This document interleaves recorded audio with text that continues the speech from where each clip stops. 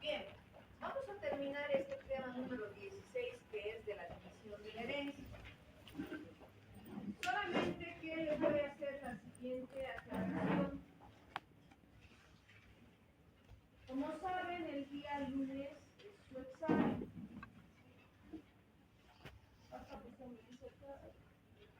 Adelante. El lunes es ya su examen, precisamente por eso han debido venir muchas personas pensando que esta su asistencia les va a ayudar para entrar al examen, pero definitivamente no van a poder entrar.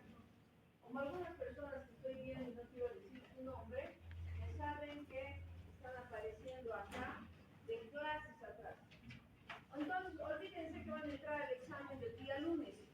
La lista de las personas que van a entrar al examen se ha completado el día lunes.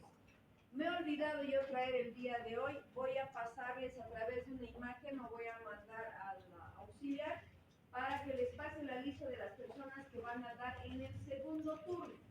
Los que no aparecen en la lista, pues obviamente van a dar el lunes. Pero los que aparecen en la lista dan en el segundo turno. Es decir, no se les está quitando nada, absolutamente nada, en términos de nota, pero el examen que voy a tomar el primer día, lógicamente tiene que priorizar a gente que es asistente regular. Y este curso es muy pequeño. Vamos a dar en 2 turnos, y obviamente la gente que es rebalse, que solamente viene casualmente o de visita a alguna que otra clase, tiene que dar en un segundo turno. Y en ese segundo turno vamos a ver este parcial, porque no tengo la menor idea de cuántas personas estarían quedando como rezagadas. De todas maneras, van a venir ustedes preparados para un examen, ya sea escrito o sea oral. Si son muy pocos, voy a tomar oral a las personas que han quedado como ha pasado el primer parcial. Bueno, entonces ya están avisados.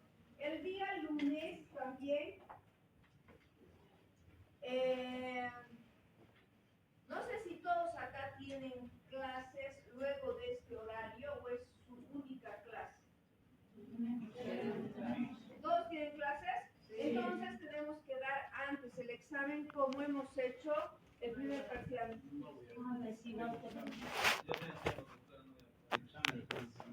O sea, pero antes. No, antes de esta clase tengo otro examen. Claro, pero esas personas como usted, por ejemplo, dan el segundo turno. Vamos a dividir en 2, como hemos hecho por eso la primera vez. A partir de las 6 de la tarde, yo ya voy a estar acá organizando, y los que vengan a esa hora, la mitad de los que van a estar en la lista que entran, ingresen y dan una mitad, porque podemos entrar más o menos unos 25, ¿no? 25 en un primer grupo y 25 en 30. 30 y 20 más o menos, porque los alumnos regulares, los que tienen la cantidad de asistencia, no pasan de 50 personas. De hecho, eso les aviso, no pasan de 50 personas. Entonces, esas 50 van a dar el lunes, el resto da la siguiente clase. Para confirmar eso y para que no estén ansiosos, mañana les voy a pasar, porque no he traído mi lista, entonces les voy a pasar por imagen. Igual, el día lunes vamos a dividir a la vez en 2 turnos, porque no vamos a entrar así como estamos, no vamos a dar un examen. Tenemos que dividirnos en 2. Partimos de las 6 de la tarde, yo voy a estar acá a las 6, vamos a tener acomodado todo, entran más o menos 6 y 10 todos, y estaríamos dando 6 y 10, 35 minutos. Y luego entra el segundo turno con aquellas personas que hubieran tenido un examen anterior, y dan en el segundo turno y completamos esa primera fecha. Ahora, también se habrán enterado que el día 7 ha sido declarado feriado. En ese caso, los que tienen que dar en el segundo turno no van a dar el 7, sino van a dar directamente el 11 de agosto, por el tema del feriado del 7. ¿Ya? Listo, entonces hemos completado la explicación. Bien, vayamos al tema de la división de la herencia.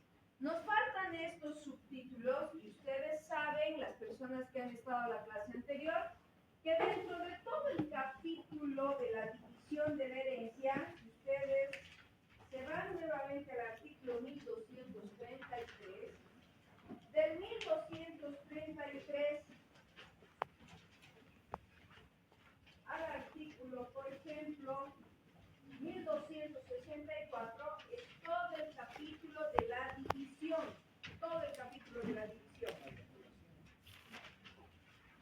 Y, perdón, es la colación, hasta el 1253. 1253 habla sobre la división de la herencia.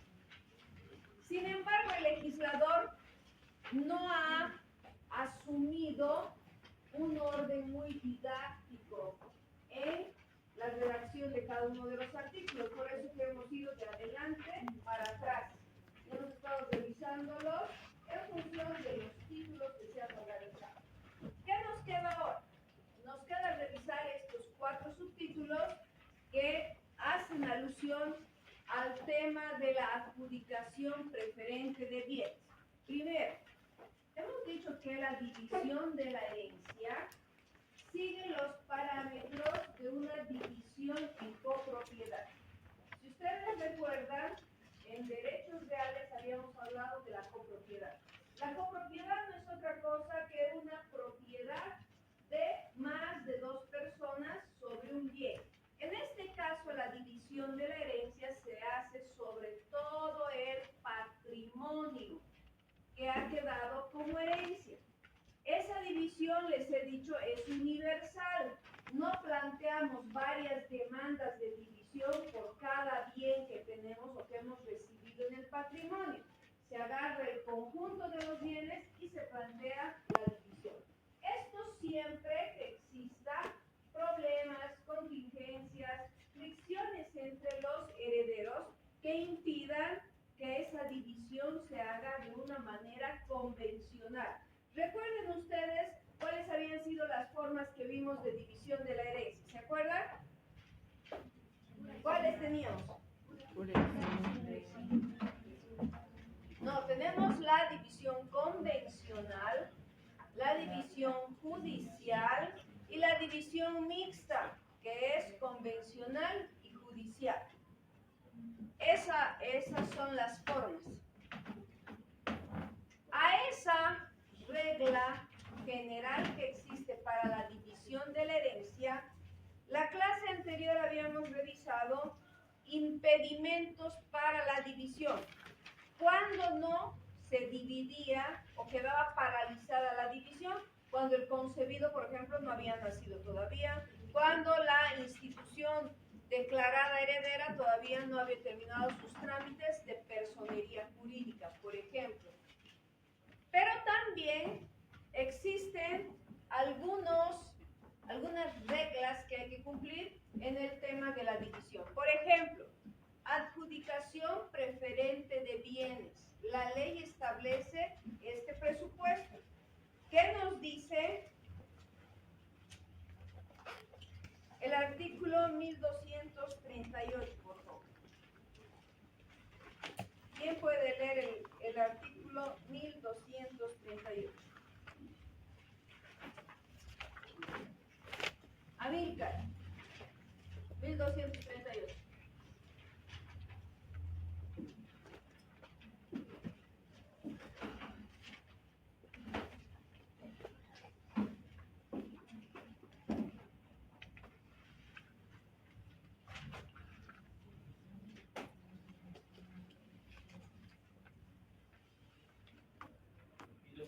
Sí. 1238. Indivisión del equipo profesional del negocio comercial y del inmueble ocupado como vivienda. el cónyuge sobreviviente puede pedir al juez y este concederle que se le asigne: 1. El pequeño negocio comercial propio del muerto. Segundo, el equipo profesional y sus instalaciones donde ambos cónyuges trabajaban al morir el defunto. Tercero, el inmueble y su mobiliario usados exclusivamente como vivienda por los esposos al morir el defunto. Parágrafo segundo. En tales casos, esos bienes quedarán comprendidos en la porción hereditaria del sobreviviente, compensándose la diferencia conforme a lo dispuesto por el artículo 1246. Parágrafo tercero. El coheredero forzoso distinto del cónyuge que trabajaba con el defunto cuando éste murió puede también acogerse al artículo presente en sus casos 1 y 2. Bien. Está hablando acá de situaciones completamente corrientes que pasan en la vida de las personas. Si al fallecer uno de los esposos, dice uno de los esposos, compartían, por ejemplo, un negocio o una misma profesión. Imagínense que los cónyuges eran dentistas ambos y tienen su consultorio médico. Si tomáramos en cuenta un parámetro muy general de la división, diríamos, ha fallecido el padre, queda la madre que también es dentista, pero nos olvidamos de eso, hacemos abstracción de eso y decimos, todos son bienes heredables. Entonces, entra el consultorio, entra el equipo profesional, entra la casa, el auto, etc. Pero la ley nos dice ahí, hay que hacer un alto. ¿Por qué? Porque se tratan de negocios conjuntos. Esposo y esposa trabajaban. Esposo y esposa han generado una clientela en común que no puede desaparecer simplemente porque exista la indiferencia de alguno de los otros herederos o el desequilibrio e injusticia de alguno de ellos que no le importa y digan no, se tiene que dividir todo, porque la ley dice que la división, que ningún coheredero está obligado a vivir en copropiedad. Sin embargo, toda regla tiene una excepción y en estos casos es donde están apuntadas las excepciones. Si el esposo o la esposa que sobrevive tenían un negocio comercial, una pensión familiar, por ejemplo, esto va a quedar en favor del que ha sobrevivido. Si hay un equipo profesional, como el ejemplo que les he puesto, de médicos, dentistas, abogados, por ejemplo, tienen derecho a quedarse con el negocio comercial. El inmueble, dice, utilizado exclusivamente como vivienda de la esposa al morir el de cuyos.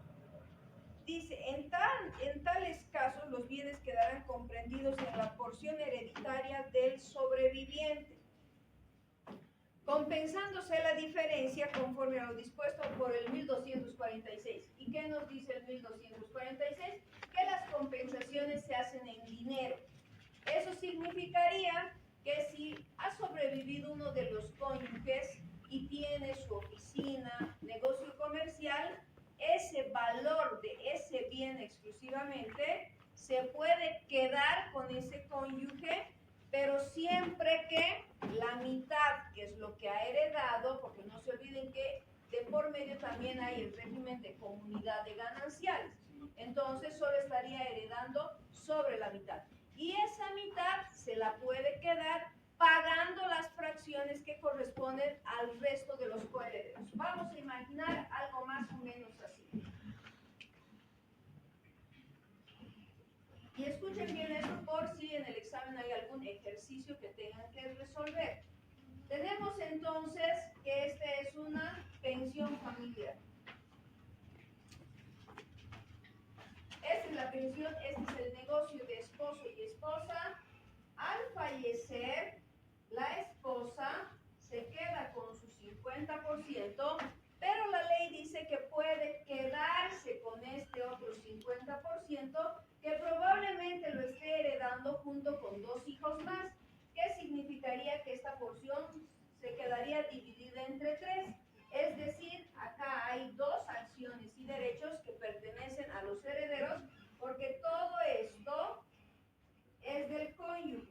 todo esto. Pero el cónyuge puede quedarse con esta parte más, devolviendo las acciones a sus herederos. Tiene que devolverlas. Y obviamente la cantidad es menor porque de hecho ya tiene algo que le pertenece un 50%. Pero ojo, estamos hablando solo en relación a estas situaciones: negocio comercial, actividad profesional, inmueble. Tenemos que pensar que han quedado como herencia otros bienes, ¿no? Y entonces acá, si va a haber una casa, por ejemplo, que no era necesariamente donde vivía solo el cónyuge, sino vivían todos, o tienen un lote de terreno, ya no se va a aplicar esta figura. Al resto se va a utilizar una división y fracción equitativa entre todos, siempre descontando el tema ganancial, si fuera el caso. No se olviden que tenemos que hacer varias observaciones a tiempo de dividir una herencia. Tendremos que consultar, ¿era bien ganancial o no? ¿O era un bien patrimonial, por ejemplo? Si era un bien patrimonial, acá el esposo que sobrevive no puede reclamar un 50%, sino que entre en igualdad de condiciones con el resto de los coherederos. ¿Sí? Esas son las situaciones que tienen que considerar. Ahora, la ley también toma en cuenta otra posibilidad y dice: el coheredero forzoso distinto del cónyuge que trabajaba con el de cuyos cuando éste murió puede también acogerse al artículo presente en los casos 1 y 2. ¿Cuál es el caso 1 y 2? Para el negocio comercial y el equipo profesional. Ahora imagínense lo mismo. Vamos a suponer que acá la situación o la relación no era de esposo y esposa, sino de padre e hijo. Y tenían los papás con el hijo una pensión familiar. Pero seguramente los papás estaban conscientes de que igual el hijo había aportado el 50%, que tenían el negocio a 50%. Fallecen los papás y tiene derecho por este artículo a quedarse con la otra mitad porque es parte del negocio que él estaba impulsando. El resto de los hermanos no estaban incorporados. Esto tiene que comprenderse dentro de esa dinámica en la que solo uno de los coherederos forzosos ha participado. Si el negocio era de todos los herederos, entonces la situación obviamente cambia porque nadie va a poder pedir y decir: yo soy preferido frente al resto. No, porque todo el negocio fue administrado por todos. Lo mismo pasaría si se trataba de una familia de médicos.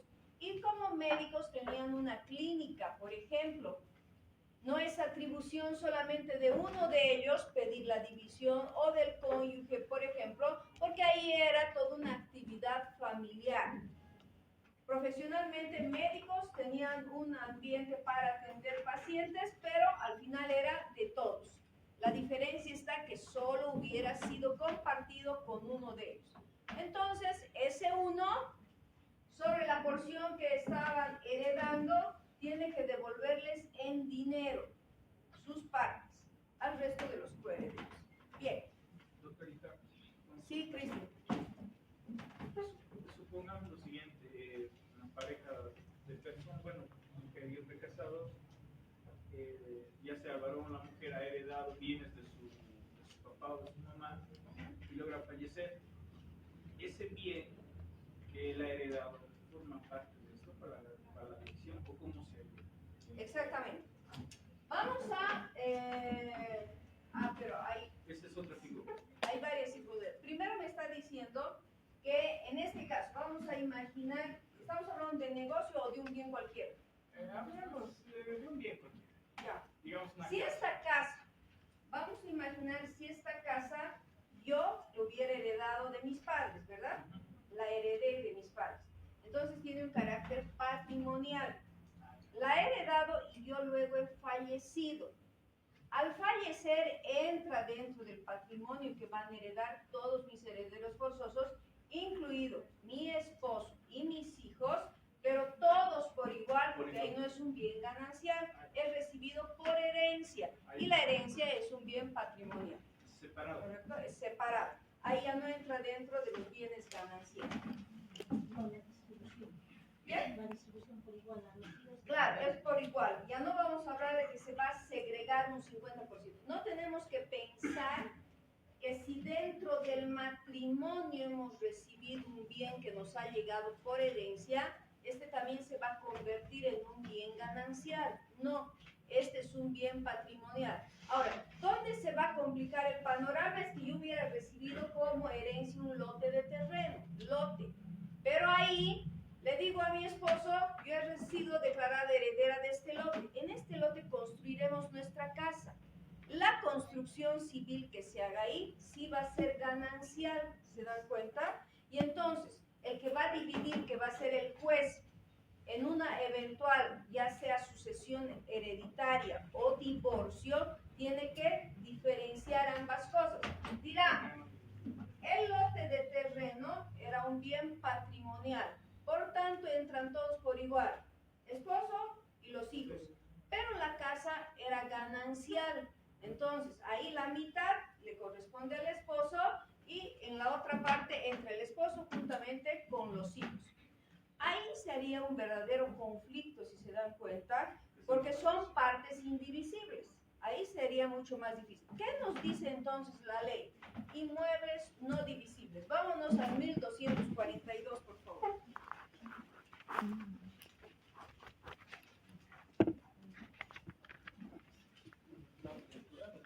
Sí, por favor, Cristian. Artículo 1242. Inmuebles no divisibles.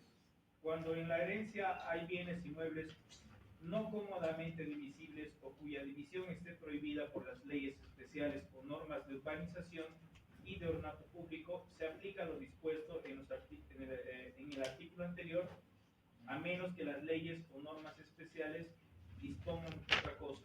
Bien, entonces tenemos que ir al 1241. El 1241. Artículo 1241. Indivisión en interés de la economía familiar o pública.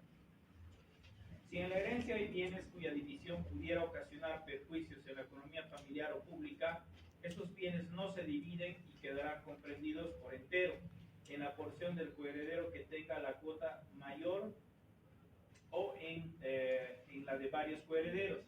En caso diverso se sacará el bien a la venta en subasta pública. Exactamente.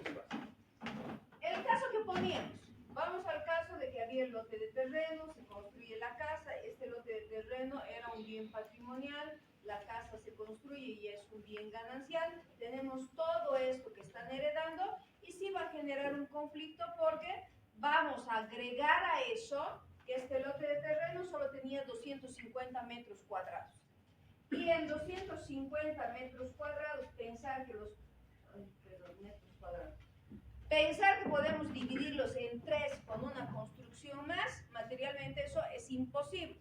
Entonces dice, por temas de seguridad de la familia o economía familiar, esto se hace indivisible, pero no en el sentido de que se va a afectar a los otros coherederos, sino que materialmente vamos a decir, no se puede hacer esto. Entonces, ¿qué hay que hacer? Uno se va a quedar en la propiedad de todo, pero está obligado a devolver y compensar en dinero al resto. O sacar, dice finalmente, en pública subasta. Y cuando escuchan el término pública subasta, subyace de hecho el tema de una acción judicial, porque el único que puede disponer una venta judicial en subasta pública es el juez, producto de un proceso de división, cuando no ha habido ningún punto de acuerdo entre las partes o negociación. No han podido transar simplemente porque cada uno tenía una postura diferente. Vamos, demandamos, cualquiera puede demandar la división de esa herencia y en ese proceso de división dirá, no se puede hacer esto, lo que vamos a hacer es vender y cada uno se va a llevar su parte. Lógicamente, si fuera el caso, acá quien se va a llevar más, ¿quién va a ser? La esposa, porque hemos puesto el caso de que era un bien patrimonial y la casa ganancial. Entonces, no vamos a hablar de que se va a hacer una masa común y va a decir, se divide entre 3. No podemos hacer eso. Tenemos que establecer una distinción. ¿Cómo se va a hacer eso en la vía judicial? A través de la designación de un perito. El perito ya va a saber de antemano, porque el juez le va a decir, esto es patrimonial y esto es ganancial. Entonces, si es patrimonial y son $100,000 el terreno y la casa solo $50,000, vamos a imaginar que fuera así. En 50. Estoy utilizando mal mis abreviaciones de metro, dinero, porcentajes. Acá son $100,000 y acá son 50,000.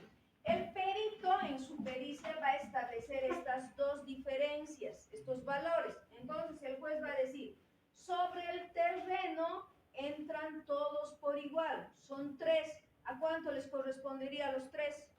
De 100,000. Exactamente. Algo así como los 33,333. Eso en dólares a cada uno. Y sobre la construcción, ¿cómo se va a hacer? El 50% que será 25,000 para el esposo, la esposa, y la diferencia de 3. Claro, entonces, ¿qué estamos diciendo? Los 33,000 más 25,000, ¿cuánto? Si vamos a poner números redondos, simplemente 58,000, vamos a dejar en 58,000. 58,000 para el cónyuge y del resto de los otros 25,000 que se van a dividir en. No. Sigue siendo igual. Sí, igual tenemos que añadirle una porción acá. 58,333. A ver, 58,333. El Del cónyuge, ¿verdad? Sí, 58,333. Y de los herederos, 25,000 entre 3. a ver, dividan 25,000 entre 3.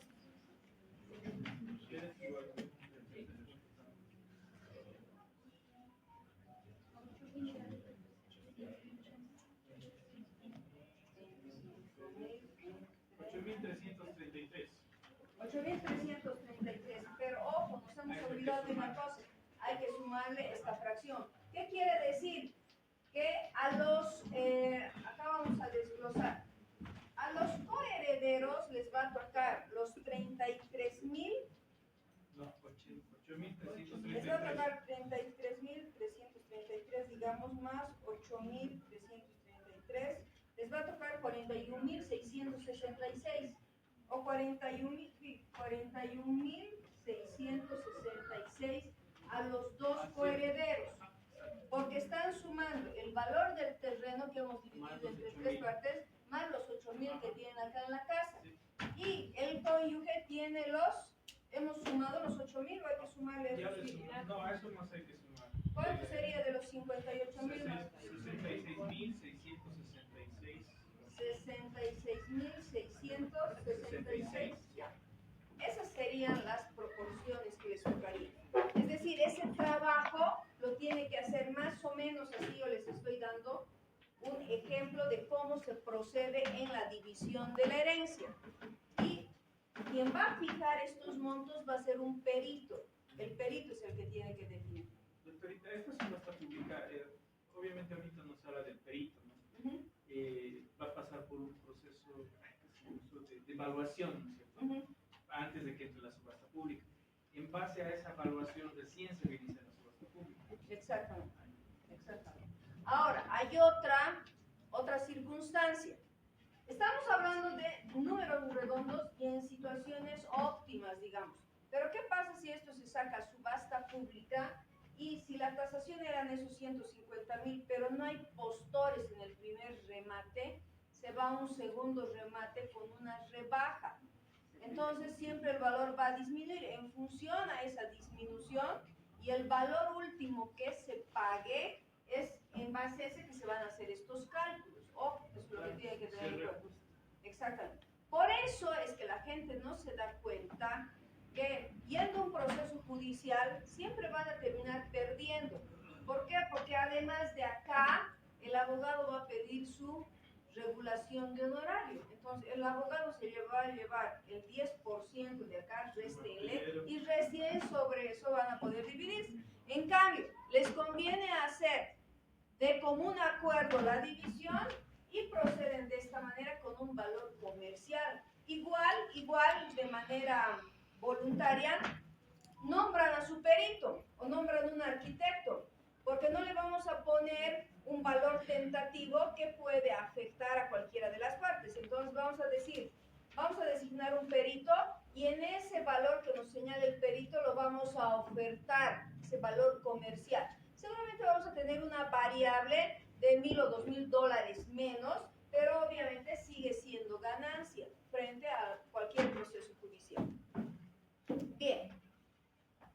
Eso en cuanto a, ¿por qué nos decía entonces? Cuando los bienes no son cómodamente divisibles, ¿qué era lo cómodamente divisible? Y eso habíamos visto en derechos reales. Es tener fracciones, generalmente esto pasa con lotes de terreno, fracciones que sí acepten cómoda división, ¿no? Que podamos partirlos entre los 3 herederos.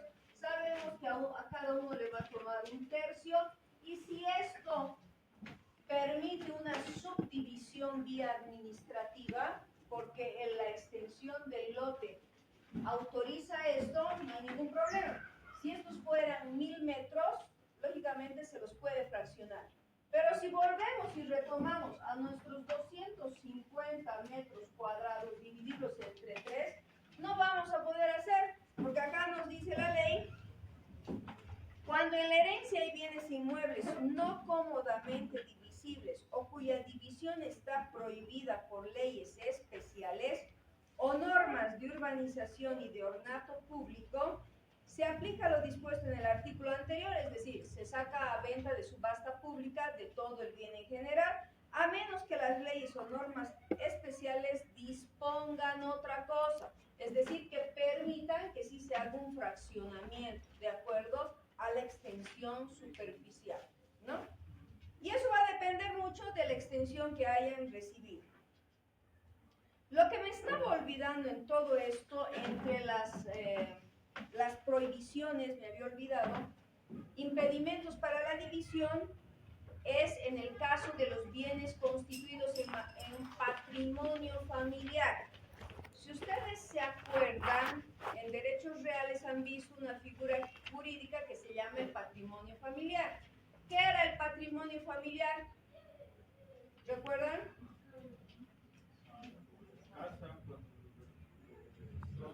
Era una especie de restricción temporal sobre un bien en específico, generalmente siempre una casa que los padres decidían ponerla a buen recaudo para que no se convierta en garantía de nuestros acreedores. Entonces, un bien constituido en patrimonio familiar es inembargable e imprescriptible mientras dure el patrimonio familiar. Si el patrimonio familiar estaba constituido entre los esposos y sus hijos, para sus hijos más, si fallece uno de los esposos, no se va a poder hacer la división hasta que, la ley nos decía, en el Código de las Familias está esto, hasta que el último de los beneficiarios cumpla la mayoría de edad. Recién cuando ocurre esta circunstancia, vamos a poder plantear la división de la herencia, ¿no? Hay que tomar en cuenta entonces que en este momento se unen esos dos conocimientos que teníamos, de esas dos figuras. El año pasado vimos, o vieron ustedes seguramente, el patrimonio familiar, que también se incorpora en el tema de la división, como están viendo ustedes, como acabamos de ver. Bueno, como les decía, el código no ha tenido el cuidado de sistematizar la normativa, entonces tenemos unas normas que ya las hemos revisado. Nos vamos a ir directamente antes de pasar a la nulidad de la división, también a cómo se hace esta formación de porciones, que es lo que estábamos viendo en este ejemplo. 1247. A ver, por allá atrás. ¿Quién puede leer el 1247? Ya, lee. Artículo 1247. Formación de porciones. Parágrafo primero. Se procederá luego a la formación cuando son los herederos. Parágrafo segundo. Para formar las porciones debe observarse lo previsto en los artículos 1241 y 1242 y evitar, en cuanto sea posible, el fraccionamiento de bibliotecas, museos y colecciones similares que tengan importancia histórica, artística o científica. Parágrafo tercero. La formación de porciones se cumple por un experto a quien designe el juez, a menos que se hubiese designado un partidor en el testamento o por acuerdo unánime de los herederos. Bien. Esto, ¿por qué dispone el legislador? ¿Por qué lo ha incluido?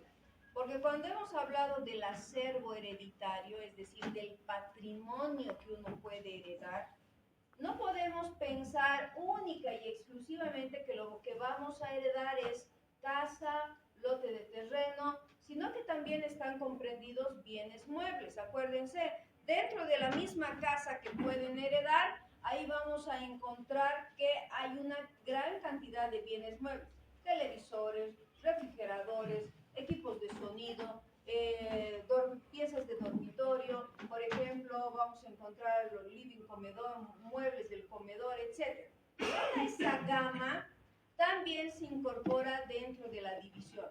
Y más aún si tiene un valor cultural y un valor histórico. Imagínense ustedes que su padre o su madre o a quien estén heredando era un coleccionista de obras de arte. Imagínense, probablemente esas obras van a estar valoradas en un monto mucho mayor que todos los bienes inmuebles que tengan. Solo imagínense que tengan 1 o 2 Picassos en su casa. Ya de por sí estamos hablando de miles de dólares en este caso. ¿Qué es lo que dice entonces la ley? Cuando nos enfrentamos a esas situaciones, hay que hacer grupos de bienes. Ahí vamos a agrupar y vamos a decir, para ti, tú te quedarás con el televisor y el juego de comedor, tú te quedarás con el juego de la cocina más el microondas y etcétera. Se arman proporciones. Esto puede pasar cuando exista común acuerdo, pero si no hay acuerdo, ¿qué es lo que hace el juez? Dice el artículo 1248, por favor.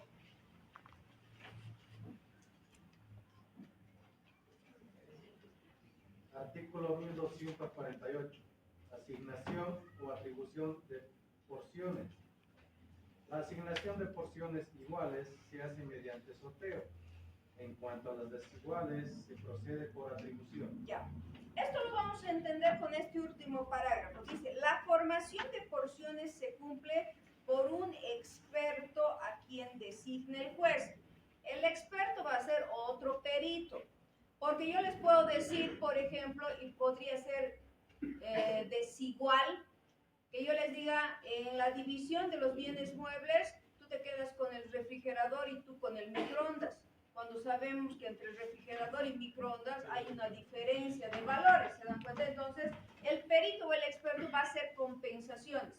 Si a esta persona le estamos dando el refrigerador, entonces es lógico que a este le demos el microondas más el televisor, por decirles algo, ¿no? Entonces, vamos a equilibrar el valor de esas porciones. A menos que se hubiese designado un partidor en el testamento por acuerdo unánime o por acuerdo unánime de los herederos. Acá hay 3 posibilidades. En una, la primera, que sea el juez, que va a designar a un especialista. En la segunda, en la sucesión testamentaria, hay el albacea, la figura del albacea testamentario. El albacea testamentario es un encargado del testador que se encarga precisamente de hacer todas estas gestiones, dividir, decirles, en vida tu padre me dijo que esto y esto te tocaba a ti y este otro a ti. Entonces eso está a cargo. O finalmente dice, si no lo ha dispuesto el juez, si no se ha dispuesto en testamento, probablemente la tercera opción es que de común acuerdo los herederos nos ponemos todos a través de una conciliación en la forma más equitativa de proceder a esa distribución y entonces está permitido. Cuando hace el juez estas porciones, ¿Cómo se hacen que sea equitativo? A través de un sorteo. Se van a hacer bolos, se hacen así bolos, y cada uno a la suerte saca, y lo que le corresponde es la parte con la que se va a quedar, porque ya se ha pasado por un trabajo previo del especialista que ha formado grupos equitativos, donde tienen un valor. Pero digamos, puede ser que yo me empecine en quedarme con el refrigerador y mi hermano con el televisor. Para evitar ese forcejeo, digamos, innecesario, hacemos esos grupos y se someten al sorteo. Esa es la mecánica o esa es la modalidad. En este momento, cuando lo estamos poniendo en este plano, parece muy sencillo. Y de verdad podría ser así si es que no existiera demasiada mezquindad entre los herederos.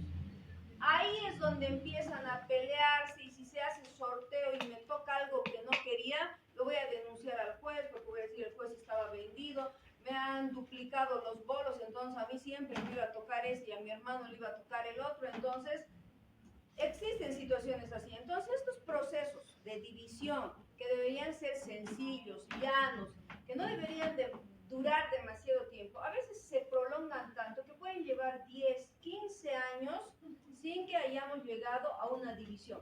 ¿Cuál es la peor consecuencia? ¿Qué hacemos? Que en el caso de bienes muebles se vayan devaluando. Si hemos venido peleándonos 10 años y teníamos una movilidad del 90, ¿qué valor ya vamos a poder rescatar de ese vehículo? Se dan cuenta, muy poco. ¿Qué hacerlo entonces? Siempre tomen en cuenta lo siguiente. En materia sucesoria, a la hora de hacer divisiones, es mejor partir de un espíritu más pragmático. No se enreden en sentimentalismos, ¿ya? Que si yo me he peleado porque había una medallita y una cajita y un joyero y por eso voy a hacer un problema de 10 años, no tiene ningún sentido. Finalmente, lo que nos vamos o heredamos verdaderamente, si son nuestros padres, la mayor herencia es la educación, la formación y el legado que nos han dejado. Lo material se construye una y otra vez, ¿no? Entonces, eso es fundamental. Hay que tomar también en cuenta el derecho de prelación. Veamos qué nos dice el derecho de prelación y luego el artículo de entrega de documentos, y con eso acabamos. ¿Qué dice el derecho de prelación? 1249, por favor. Léame. Derecho de prelación. Parágrafo primero. El coheredero que quiere vender su cuota o parte de ella a un extraño debe notificar su propuesta de venta a los otros coherederos, los cuales tienen derecho de prelación y deben ejercerlo en el plazo de 2 meses desde la notificación. Si se omite la notificación, los coherederos pueden rescatar la cuota del adquiriente o ulterior causante mientras dure el estado de indivisión hereditaria. Parágrafo segundo. Si quieren ejercer el rescate varios coherederos, la cuota se le asigna a todos ellos en partes iguales. Esta previsión que pone el legislador tiene un arma de doble filo, porque nos puede llevar a una gran pelea de nunca acabar. Porque lo sensato sería, cuando hay una propiedad indivisa, vamos a imaginar que es este lote de terreno, tiene 250 metros, son 3 los herederos. Nos vamos a olvidar de la calidad de los herederos, si era esposo o solo hijos, sino vamos a hablar simple y llanamente de 3 herederos. Estos 3 herederos saben que esta propiedad es indivisible y que la tienen que vender. Puede ser que alguno de ellos, mucho más audaz y probablemente en una mejor situación económica, puede decir: yo les compro sus acciones y derechos y me quedo con la propiedad, ¿no? Ese es el mejor ejemplo que se puede dar. Pero a veces existe resistencia y es simplemente por mala voluntad, por el tema de habernos llevado mal entre hermanos toda la vida, que puede ser que uno de ellos se le ocurra vender a un tercero, a una persona ajena, su parte o su porción. ¿Se dan cuenta? La ley dice, establece un derecho de prelación. primero tienen derecho a comprarse entre los coherederos. Luego entra otra persona, otra de afuera. Para eso, lógicamente, si habláramos de lotes de bienes, muebles o de un vehículo, por ejemplo, de bienes muebles, es mucho más fácil pensar que puede ingresar un tercero. Pero ya si hablamos de un inmueble o hablamos de un vehículo, comprar solo acciones y derechos de una propiedad indivisa no nos conviene. Para nadie es un negocio.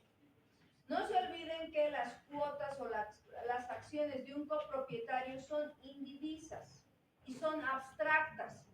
Simplemente yo, por razones gráficas y para explicarles, les pongo y les digo, es así, es un tercio. Efectivamente sabemos que nos toca un tercio, pero probablemente dentro de la estructura de la propiedad no es tan fácil establecer eso porque tenemos un lote pequeño y tenemos en medio una construcción.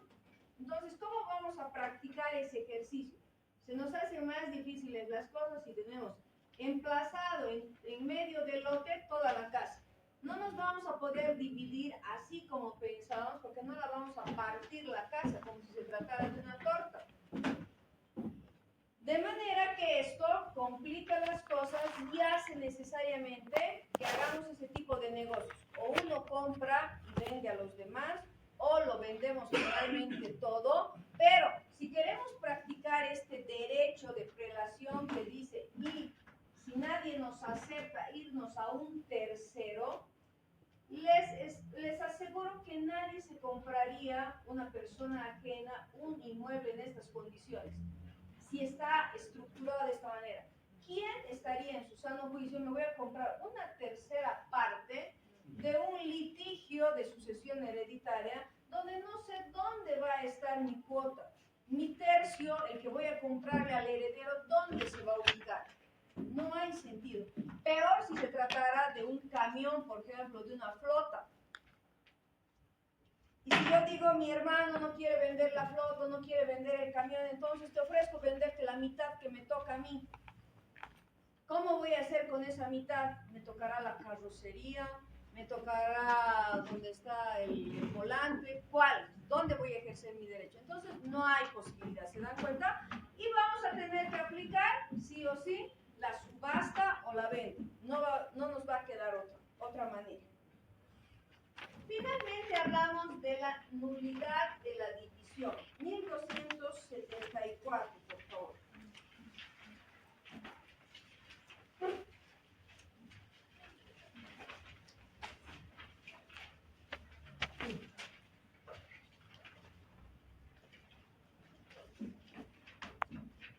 ¿Quién puede leer el 1274? Artículo 1274. Nulidad de la división. La división judicial o extrajudicial es nula cuando se fraccionan bienes no divisibles por su interés para la economía familiar o pública, o inmuebles cuya división está prohibida por leyes especiales o normas de urbanización y ornato público. Léamelo el 1275 más, por favor. Artículo 1275. Anulabilidad de la división. Parágrafo primero. Es anulable la división hecha como efecto de violencia o dolo. Parágrafo segundo. La acción prescribe a los 3 años computables desde el día en que cesó la violencia o se descubrió el dolo. Bien. Me imagino que a estas alturas ustedes en obligaciones ya han hecho la diferencia entre la nulidad y la anulabilidad, ¿sí? Cada uno tiene diferentes causas, pero la nulidad, por sobre todo la nulidad, el efecto que tiene es que se puede plantear en cualquier momento y es imprescriptible. Este tipo de nulidad, de la división, porque cuando veamos la nulidad del testamento, nos vamos a encontrar con una excepción a esta regla de la nulidad. Nos han enseñado que la nulidad es imprescriptible. pero en el caso de la nulidad del testamento prescribe a los 5 años. Es decir, la nulidad del testamento solo la podemos practicar en ese tiempo, 5 años.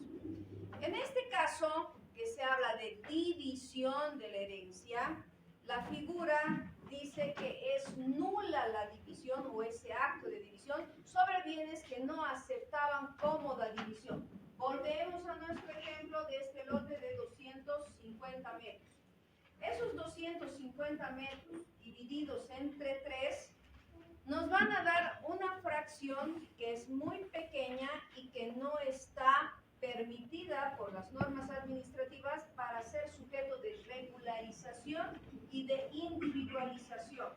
Entonces, si de común acuerdo hicimos esa división, porque en 70 metros seguramente podemos hacer un muro y nos podríamos dividir, eso físicamente podemos hacerlo, pero luego nunca van a poder regularizar esa forma de división. O sea, por eso es nula. De hecho, es nula. Porque van a ir a la alcaldía y la alcaldía no les va a aprobar. Van a querer ir a sacar un préstamo de dinero en un banco y tampoco les van a aceptar porque esa subfracción que ustedes han dividido materialmente no les sirve. Van a seguir figurando en derechos reales como propietarios en acciones y derechos, no de una cuota individual, separada. ¿Ya? Entonces, por eso dice, es nula esa división.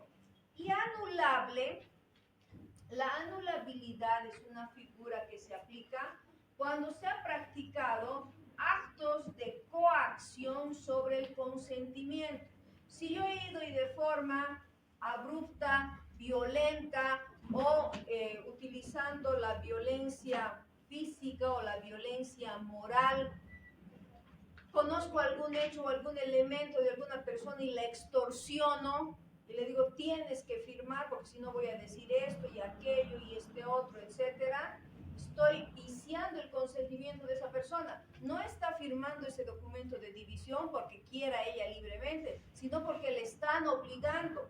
Y al existir estos elementos, entonces esa división puede ser objeto de anulabilidad. Pero esta anulabilidad, a diferencia de la nulidad, tiene un plazo para ejercitarla. Si no se hace en ese término, caduca nuestra posibilidad de demandar la anulabilidad. Por ejemplo, la acción prescribe en 3 años computables desde el día en que cesó la violencia o se descubrió el dolo.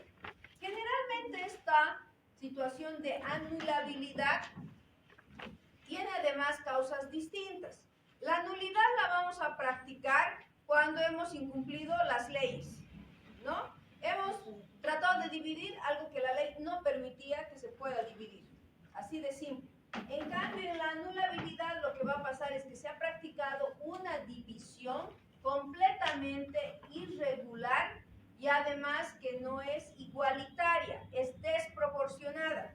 Le hemos obligado a base de fuerza, dolo, violencia, extorsión a uno de los coherederos a aceptar menos de lo que le correspondía porque simplemente le estamos amenazando. Le vamos a decir, tú solamente te vas a quedar con este vehículo, nosotros nos vamos a repartir la casa, el lote de terreno y tú no puedes reclamar. ¿Por qué? Porque tú estuviste vinculado con el tráfico de personas. Conocíamos que hacías trata de blancas, por ejemplo, por alguna de esas cosas. Conocemos el pasado del hermano y lo tratamos de extorsionar. Exactamente. Esa causa o esa situación genera dolo, violencia, que tiene que luego plantearse a través de un proceso judicial, a través de una anulabilidad. Finalmente, lo que nos dice el artículo, volviendo al tema de la división, es entrega de documentos. ¿Qué nos dice el 1253? Que producida la división, todos tendríamos que tener títulos relativos a ese nuestro derecho. Títulos. Dependiendo de la forma que hemos utilizado en la división, porque va a ser una forma distinta una de la otra, si hemos decidido vender el bien todos, nos va a quedar el dinero. ¿Y qué nos va a quedar como un soporte de eso? Un documento transaccional que demuestre que nadie va a hacer ningún problema porque ha aceptado libremente vender el bien para quedarnos con nuestras partes.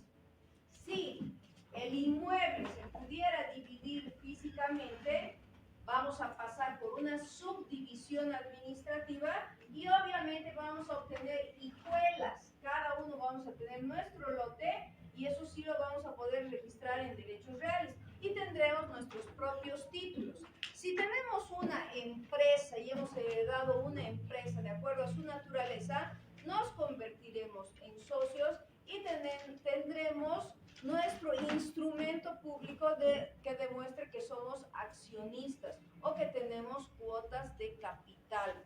¿Se dan cuenta? Esos van a ser nuestros documentos